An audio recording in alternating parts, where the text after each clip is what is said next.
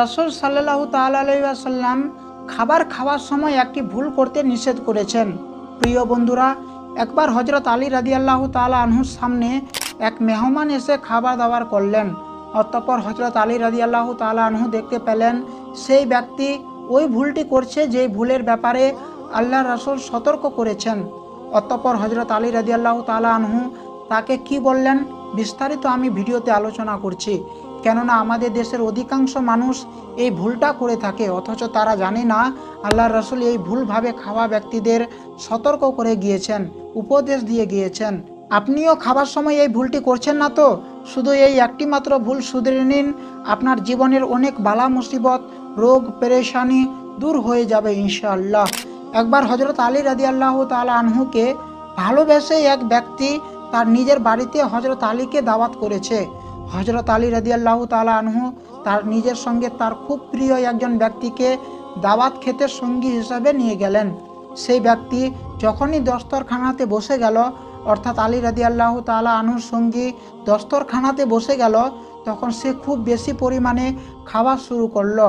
তারপর যখন খাওয়া দাওয়া শেষ হলো, তখন হযরত আলী রাদিয়াল্লাহু তাআলা আনহু সেই ব্যক্তিকে কিছু উপদেশ দিলেন যে আপনার জন্য আমার জন্য খুবই গুরুত্বপূর্ণ। যেহেতু হযরত আলী রাদিয়াল্লাহু তাআলা আনহু আগেই জানতেন আল্লাহ রাসূল নিষেধ করেছেন প্রকাশ্য মজলিসে কখনো কাউকে উপদেশ দিতে যাবে না অথবা তার ভুল ধরাতে যাবে না। তাই হযরত আলী রাদিয়াল্লাহু তাআলা আনহু অপেক্ষা করলেন। যখন রুম থেকে সকল মানুষ চলে গেল, তখন তাকে একাকী বোঝানোর সুযোগ গ্রহণ করলেন।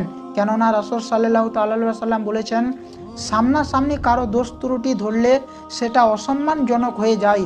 এর ফলে ওই ব্যক্তির সাথে সম্পর্ক খারাপ হয়, এমনকি যাকে অপমান করা হয়েছে সে পরবর্তীতে ষড়যন্ত্রও করতে পারে। এই জন্য হযরত আলী রাদিয়াল্লাহু তাআলা আনহু সেই ব্যক্তিকে একাকী নির্জনে পাওয়ার জন্য অপেক্ষা করলেন। তারপর এর জন্য তাকে বলতে লাগলেন, আমি আল্লাহ রাসূল সাল্লাল্লাহু তাআলা আলাইহি ওয়াসাল্লামের কাছ থেকে শুনেছি যে ব্যক্তি বেশি খায় তার শরীর দুর্বল হয়ে যায়, তার শরীরে রোগ ভর্তি হয়ে যায়।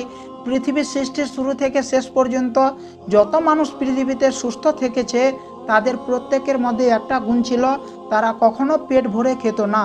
এবং সেই সাথে সাথে আরেকটি কথা তোমাকে বলতে চাই, যারা কম খায় তারা নাফসের উপর, নিজের আত্মার উপরে নিয়ন্ত্রণ রাখতে পারে। যারা বেশি খায় তাদের আত্মার উপর থেকে তাদের নিয়ন্ত্রণও চলে যায়।